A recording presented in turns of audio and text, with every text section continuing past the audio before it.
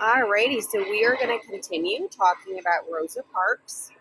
She goes in depth in this portion of her narrative regarding a special incident that happened down south in Montgomery, Alabama. Hopefully, you've heard of this part of her story before. This is starting on page 36. The second time I tried to register to vote, I was put off a Montgomery city bus for the first time. I did not follow the rules. Black people had special rules to follow. Some drivers made black passengers step in the front door and pay their fare, and then we had to get off and go round to the back door and get on. Often before the black passengers got around to the back door, the bus would take off without them. In total, there were 36 seats on a Montgomery bus. Okay, so let's visualize. There's 36 seats. The first 10 were reserved for whites. Even if there were no white passengers on the bus, they still could not sit there. Unbelievable. There was no law about the 10 seats in the back of the bus, but it was sort of understood that they were for black people. Blacks were required to sit in the back of the bus, and even if there were empty seats in the front, we could not sit in them. Once the seats in the back were filled, then all the other black passengers had to stand. Can you imagine that? So they're in the back, and even if there were empty seats, they were reserved for whites, and they would sometimes have to stand in the back of the bus as they stared at these empty seats. Unbelievable.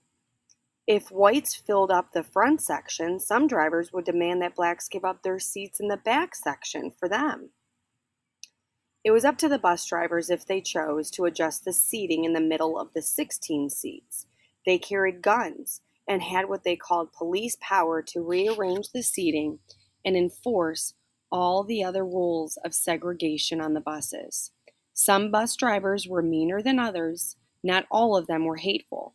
But segregation itself is vicious, and to my mind, there is no way you could make segregation decent or nice or acceptable.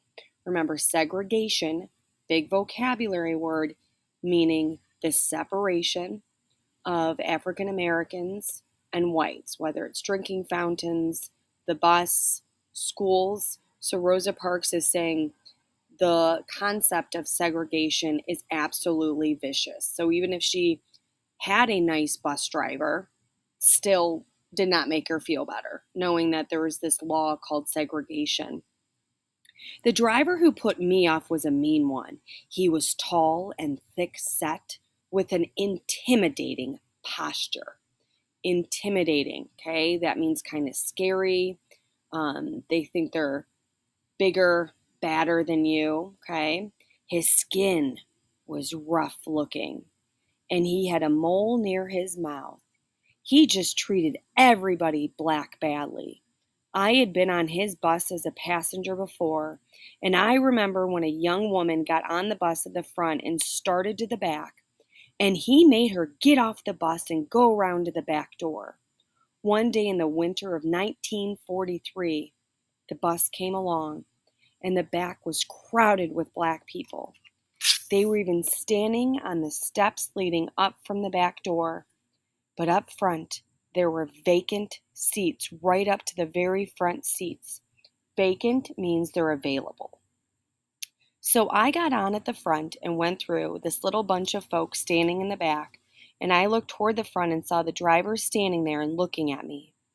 He told me to get off the bus and go to the back door and get on. I told him I was already on the bus, and I didn't see the need of getting off and getting back on when people were standing in the stepwell. And how was I going to squeeze on anyway? So he told me if I couldn't go through the back door, that I would have to get off the bus. My bus, he called it. I stood where I was. He came back and he took my coat sleeve, not my arm, just my coat sleeve. He didn't take his gun out. I was hardly worth the effort because I wasn't